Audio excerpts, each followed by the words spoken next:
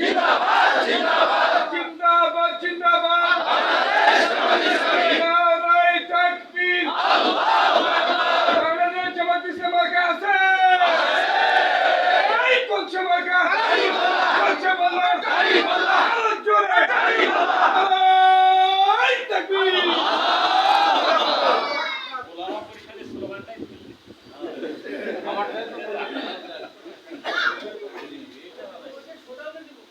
আসসালামু আলাইকুম ওয়া রাহমাতুল্লাহি ওয়া বারাকাতুহু। আপনারা আছেন?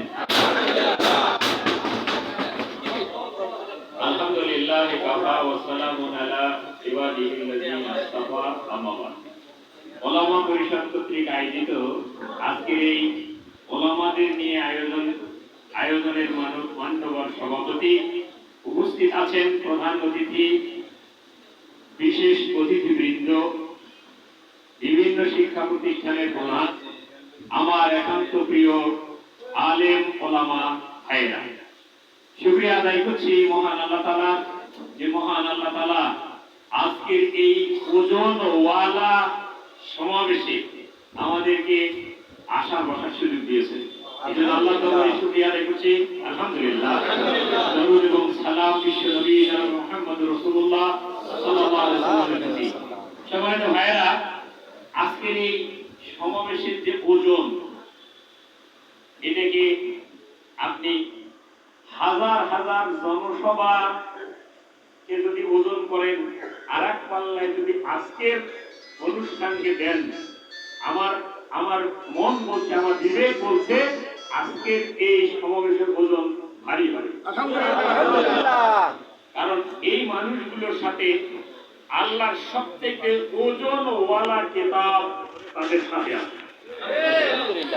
সুতরাং আমরা আজকের এই অনুষ্ঠানে আপনাদের আসা, আপনাদের সময় মতো আসা আমাকে আশান্বিত করেছে। আলহামদুলিল্লাহ।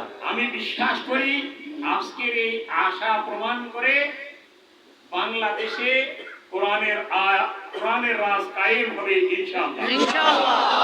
সেদিন আর বেশি দূরে না।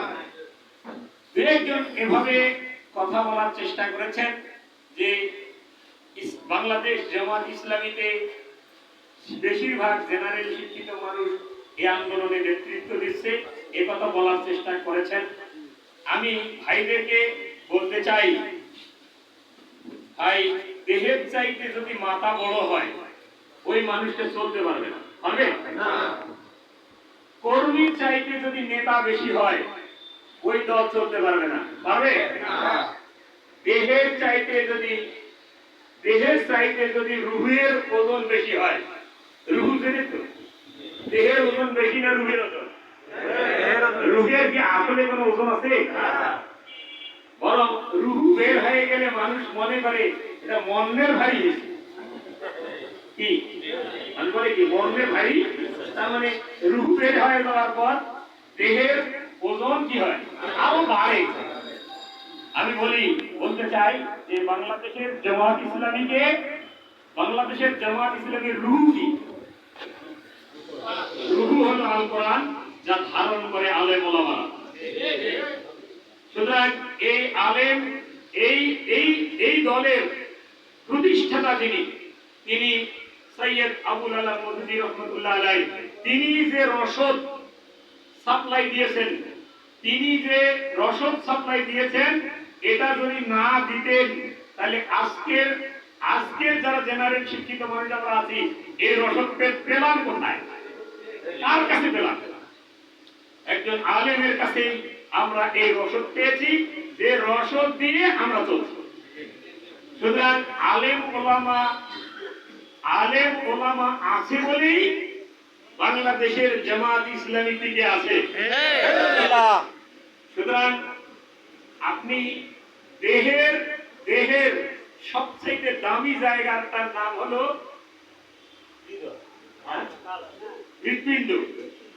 আর এই হৃৎপিণ্ডকে রক্ত সাপ্লাই দেয় যে কণিকা, যে সেল, সেই সেলের মাইটোকন্ড্রিয়ায় সেই শক্তি উৎপন্ন হয়।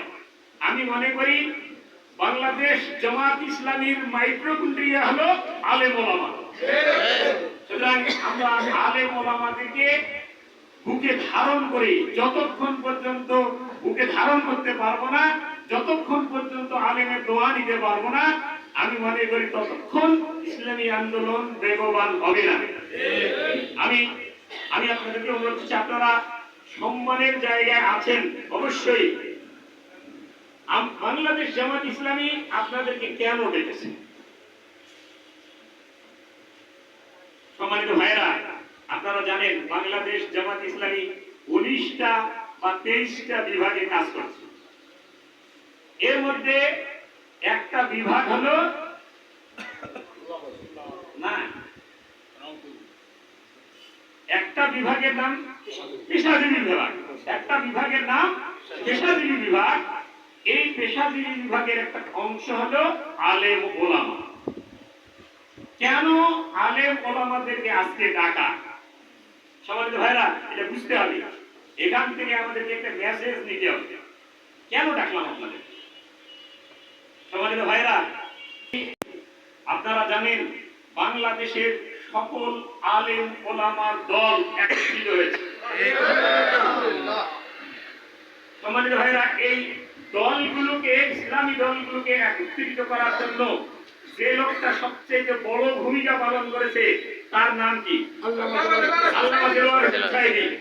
আল্লামা দেলোয়ার হোসেন সাঈদী তিনি এই আলেম ওলামাদেরকে একত্রিত করার আন্দোলন তিনি শুরু করেছেন। আপনারা জানেন এই বাংলাদেশে যত পীর মাশায়েখ আছে, আমি মনে করি সবচাইতে বড় পীর তিনি আল্লামা দেলোয়ার হোসেন সাঈদী। আল্লামা দেলোয়ার হোসেন সাঈদী সাহেবের ভবিষ্যৎবাণী অনেকে বলে 11টা, অনেকে বলে 13টা।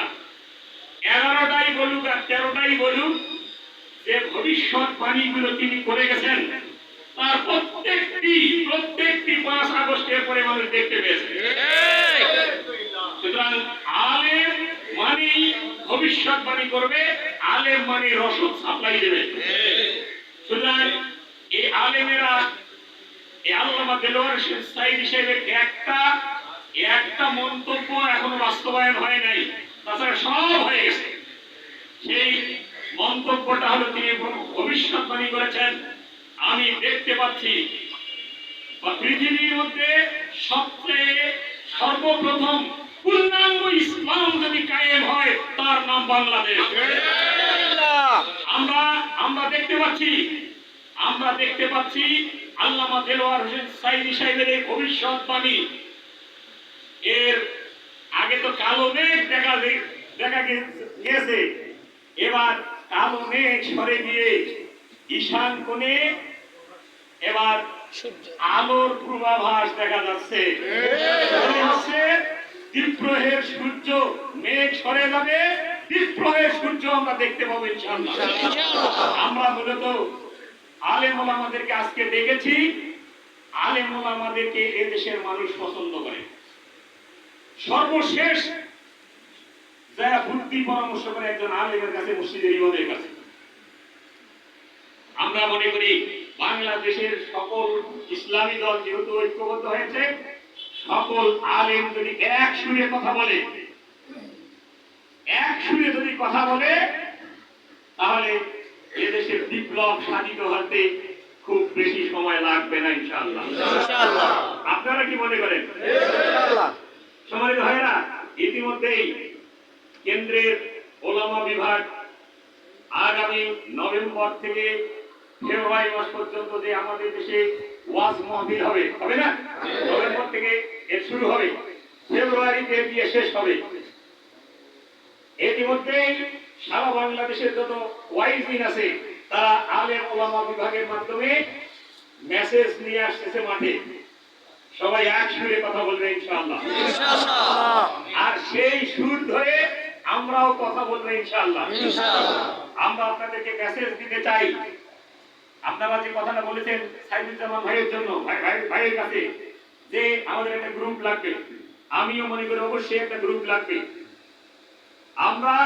আপনারা শুনে হয়তো খুশি হবেন, ইতিমধ্যে ওলামা বিভাগ প্রত্যেক সপ্তাহের বুধবারে আগামী জুমার দিনে খুতবা কি হবে সেই খুতবা অনলাইনে দিয়ে দিচ্ছেন।